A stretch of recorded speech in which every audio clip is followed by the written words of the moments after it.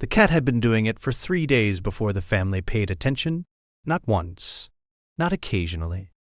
Every time the child moved in a certain direction, every time the room held a certain quality in its air, the cat repositioned, placed itself between the concern and the family, stayed. 3 days of this before anyone looked closely. The first day, attributed to curiosity. New household rhythms, a dog adjusting the ordinary disruption that animals experience when family arrangements change. The second day, attributed to protective instinct.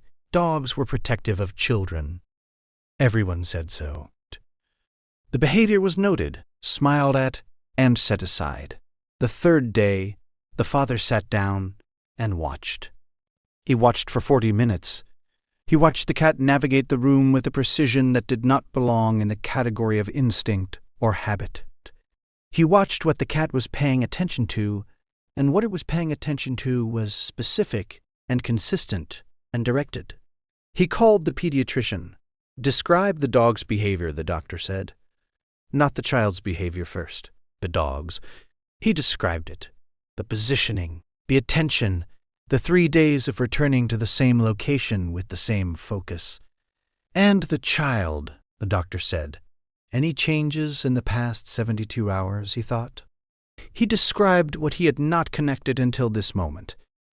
The slight change in energy, the feeding that was a little off, the sleep that was a fraction longer than usual. Come in this morning, the doctor said. The diagnosis was respiratory infection detected through absence behavior. Caught early, very early, the doctor said. The kind of early that changed outcomes significantly. How did you know to come in? She asked. He described the cat again.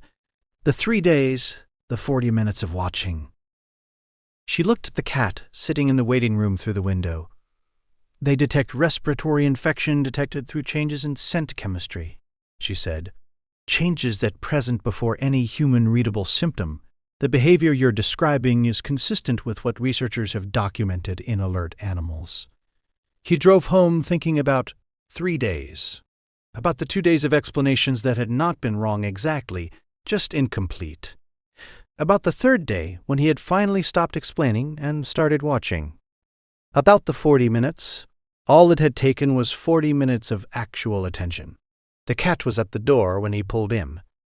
He sat down on the front step. The cat came and pressed against him. You knew on the first day, he said. The cat was warm and quiet beside him. I should have listened on the first day, he thought about the word faithful. About what it meant to keep providing information calmly and consistently, while the person receiving it explains it away for 2 days. To keep coming back. To remain focused without resentment. To wait for the 40 minutes. He sat on the step with the cat until the light changed. The child was going to be fine. The cat had known that was the only acceptable outcome, had been working toward it since the first day, had waited for the rest of the house to catch up. The family processed it in stages. First, the immediate relief of knowing, of having information where before there had been unease and explanation, and a particular discomfort of watching an animal do something unexplained. Second, the retrospective, the looking back through the days of behavior and reassigning meaning. This moment was not play, it was alert. This moment was not territorial, it was navigation. The rereading happened over dinner, over the drive home from the clinic, and the quiet of the nights that followed. Third, the question that did not have an answer, and that they found they did not need answered.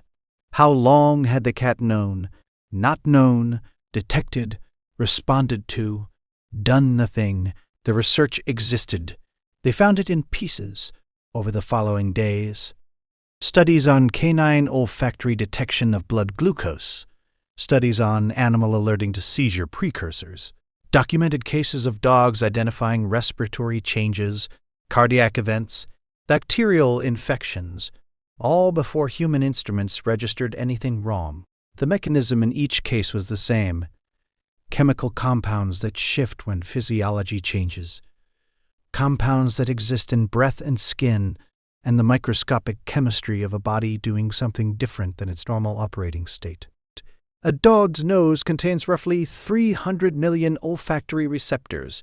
A human nose contains approximately 6 million. The math was simple. The implication was less simple.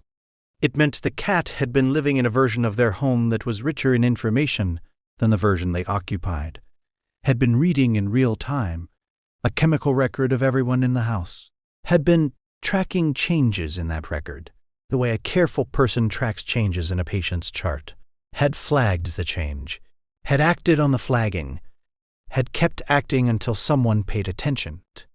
The father sat in the kitchen one evening, the week after. The cat was asleep in his usual place. The house was quiet.